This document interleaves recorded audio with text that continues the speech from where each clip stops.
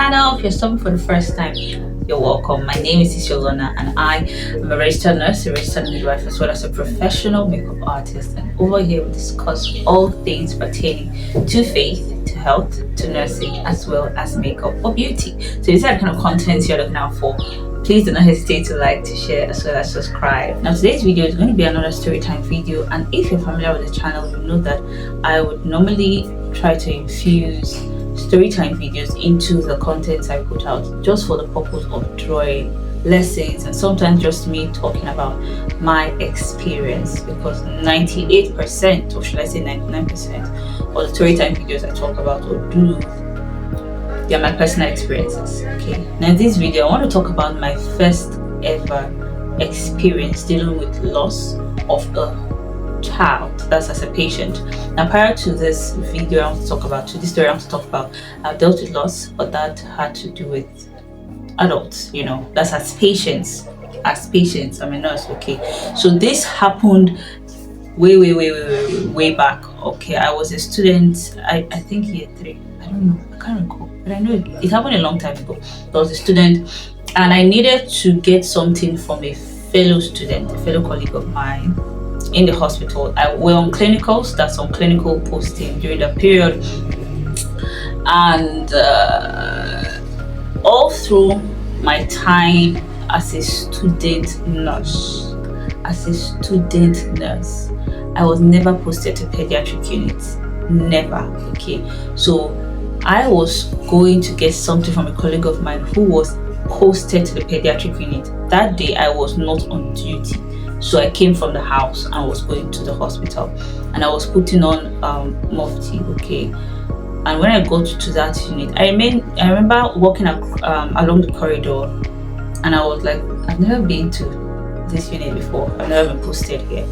And I was just looking through the windows along the corridor, and I remember seeing a woman backing a baby.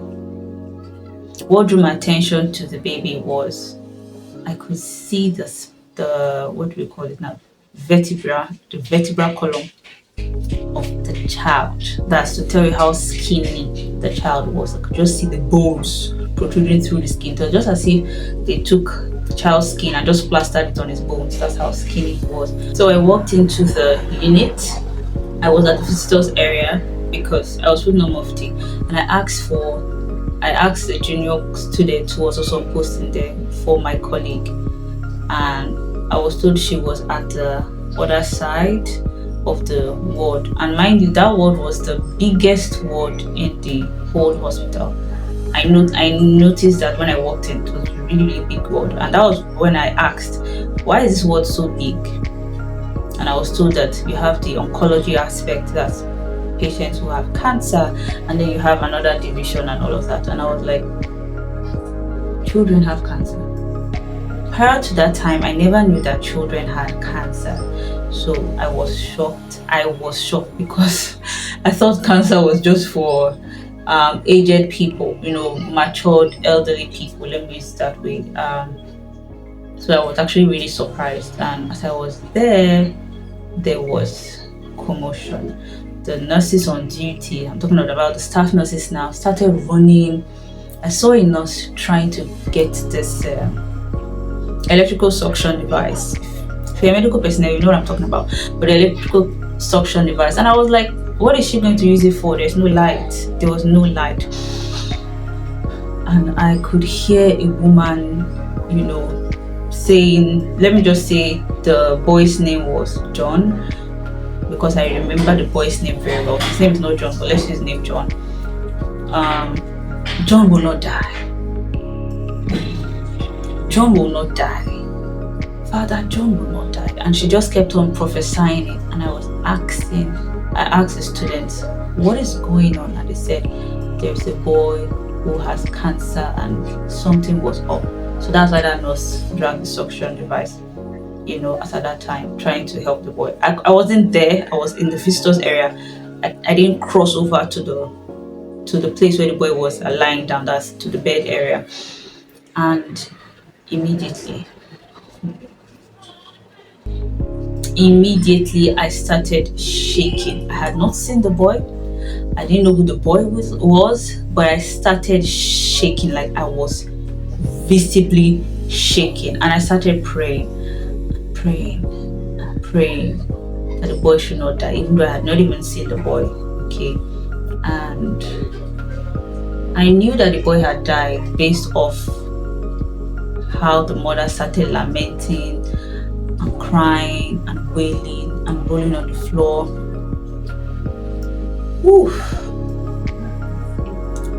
And she was just she was just rolling on the floor that day, and the staff nurse on duty was just trying to calm her down, and the staff nurse kept on saying, "Don't do that, everything will be fine, you have to be strong." And I remember very well looking at the staff nurse, wondering, how does she have such composure? The student nurses that were on duty started crying. They were wearing their uniform and they started crying. And so the staff nurse, one of the staff nurses asked them to go inside the room, because you cannot be crying. You cannot be crying. Please, pardon me if you see me in this direction. You cannot be crying. You ought to be encouraging and, supporting this patient's relative at this time, not crying. I was wailing. Oh my God. I was bawling my eyes out. You need to see, I had not seen the child. Mind you, I had not even seen the child. I was still standing at that same spot, which was at the visitors area. I was crying and shaking. And after a while, I just, composed myself. Told the staff nurse that I'm a student nurse, and I wanted to see the boy. And I went to where the boy was lying down.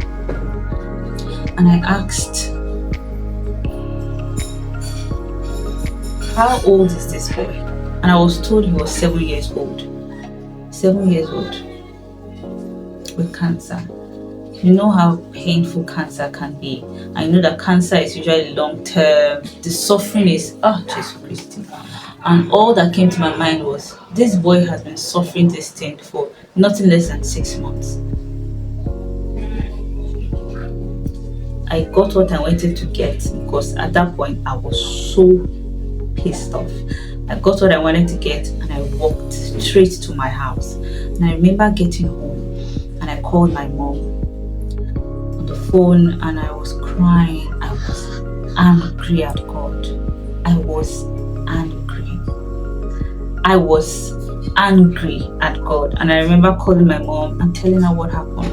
And I kept on asking my mom, why would God allow a child? If it's an adult, I understand.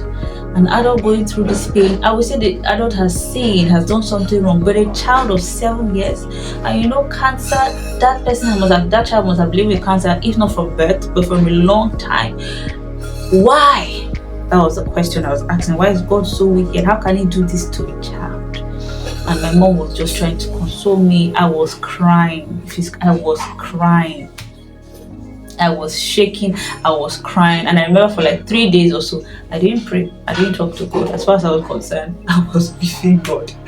And that was my very first experience dealing with that. And I was even more shocked, because I had seen people die prior to that time. I was already used to seeing people die. I mean, I worked in the medical field, so I was used to seeing people die, but they were adults. I had never seen a child die. And so that was when I realized that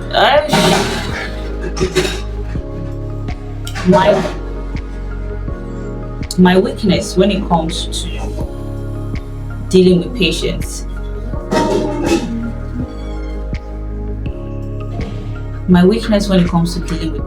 has to be with when it comes to kids. I don't even want to see them sick.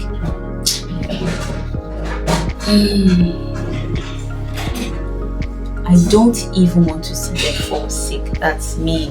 I can't stand it. And I remember years later, a nurse was telling me that it's people like you that end up doing pediatrics. Pediatrics specialize in children, kids. It's people like you that end up doing pediatrics. And I was like, me, I cannot. So I went for the midwifery aspect, where we just, bring forth the baby and all, and that's the end of the story. And I don't have that strength. I don't have that kidney to see a child fall sick. Even as per midwifery as far as midwifery is concerned, you still see babies fall sick and die and all of that. But I can't. And honestly, those doctors, nurses, medical professionals that are in the pediatric field, that deal with kids, you guys are trying. You guys are trying. I can't do that work because I will be crying. I don't have. I can't. I really was. I don't know how composed that nurse was to be composed enough to tell a mother to worry. I can't be composed. You'll be the one telling me to stop crying. I would cry and cry and cry. This is me saying this even after years of doing this. So that experience is still so fresh. I still remember the child's name very well, but I just didn't want to state the child's name. That was my experience, and I wanted to talk about that. So tell me, if you're in the pediatric or medical field, what has been your most shocking experience? When dealing with loss, what has been that one loss you experienced in your field, in your profession, that till today you still remember it and like it's still outstanding? Whether you're a student or you're already practicing, please let me know in the comment section. And with that, I've come to the end of this video. Please pardon me if I was looking in this direction. Please pardon me, okay? And every noise you heard in the background, please pardon me. All right, until I see you next time, please don't forget to like, share, subscribe, make recommendations in the comment section below what kind of content you love to see. And till I see you next time, bye lovelies, and God bless you.